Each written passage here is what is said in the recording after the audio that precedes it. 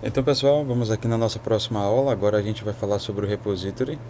Na última aula nós falamos um pouco sobre a entidade. Eu queria só corrigir uma coisa que eu deixei passar. Então, se você está seguindo o projeto aí desde a aula 1, fique atento aqui para você fazer as alterações necessárias.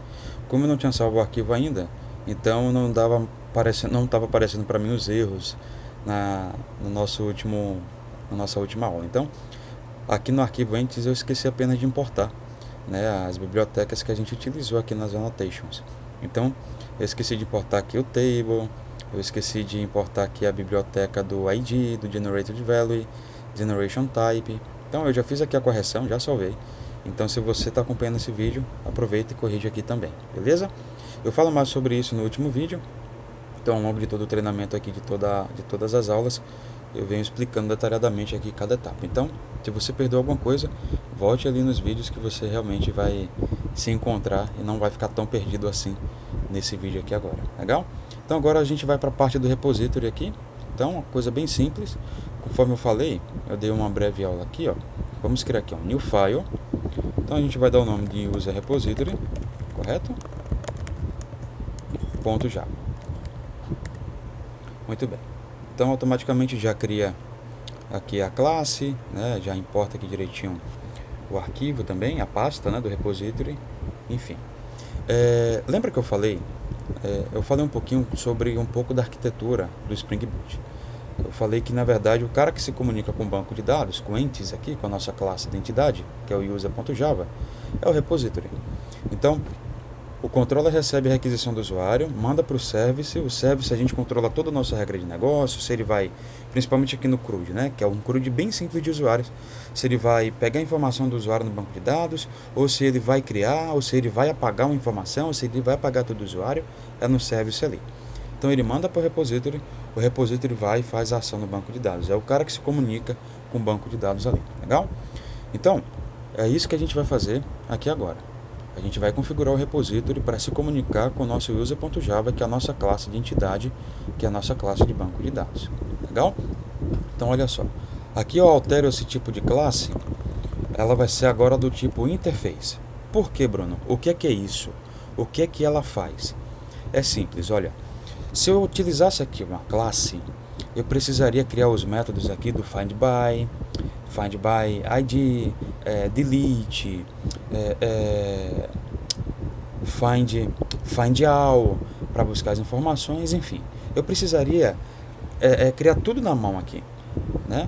Só que quando eu uso o interface, ele automaticamente já cria para mim, eu ganho 4 métodos embutidos aqui dentro, que é o necessário para fazer no banco de dados, se é buscar informação, se é para criar informação, se é para deletar uma informação, enfim, né?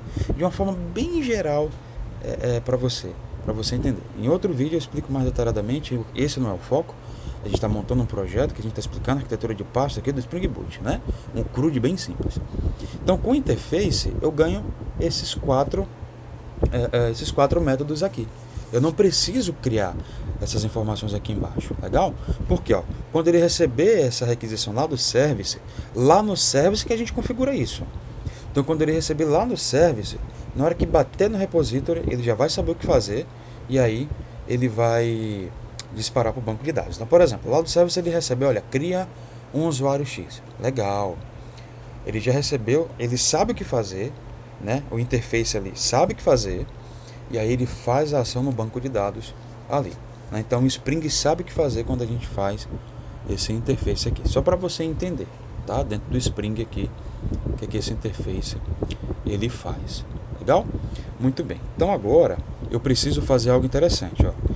Lembra? Eu preciso informar que esse meu arquivo aqui é do tipo repository. Eu tenho que dar uma notation aqui do tipo repository. Legal?